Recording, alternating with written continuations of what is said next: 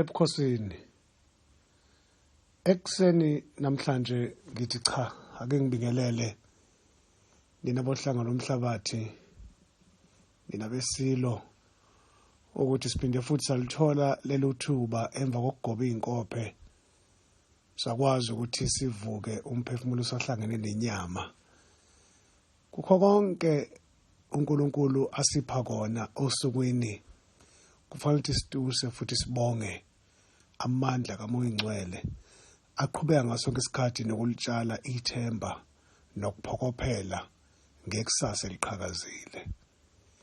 Mina bakaZulu umnyama ondlela zimhlophe osukwini namuhla ngifisa nje ukukutshela ukuthi ubaluleke kakhulu enhlizweni yami, ubaluleke kakhulu kimi ukubambisana nawe kuzo zonke inhlelo esinazo kungenza ngibe nethemba lokuthi empeleni okuya phambili kwami kuyabonakala njengoba sibambisene ekutheni siye phambili. Ayikho into ongayenza ngaphandle kokubambisana nabantu.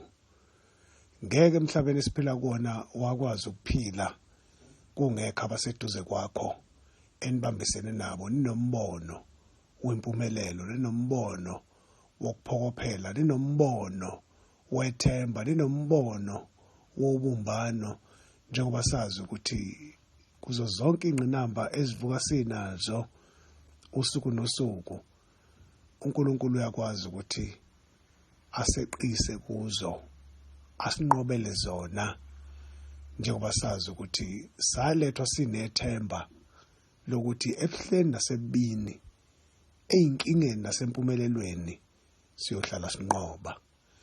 Ngamanye amazwi ngiqonda ukuthi ungumnqobi. Akekho onamandla nonesabelo phezulu kwekhanda lakho. uNkulunkulu ukuphila amandla okunqoba. Awudingi isandla somunye umuntu okumele akukhulekele ukuze uzokwazi ukuba nokunqoba empilweni yakho. Khuleka kusukela manje.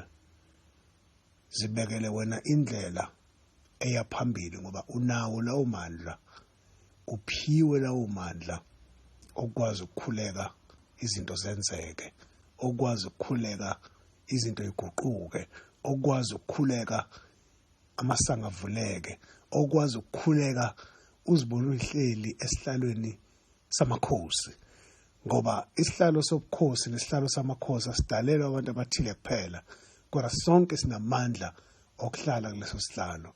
Sonke sinamandla okuthwesa umqhele, sonke sinamandla okukhuluma iqiniso, sonke sinamandla okusebenzisa ulimi sicebe yonke into eyenza ukuthi singakwazi ukuya phambili okungamanga, amagqubu, inzondo kanye nokubulala.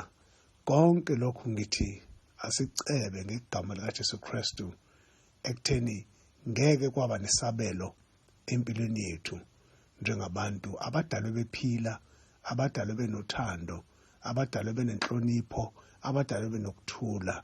Olwanamhla usuku luyimpumelelo. Ngaphandle kwakho ngeke sakwazi ukuya phambili. Ngaphandle kwami ngeke wakwazi ukuya phambili. Ngiyubongani wakwaMavuso, ngisukuma nokuyibongela.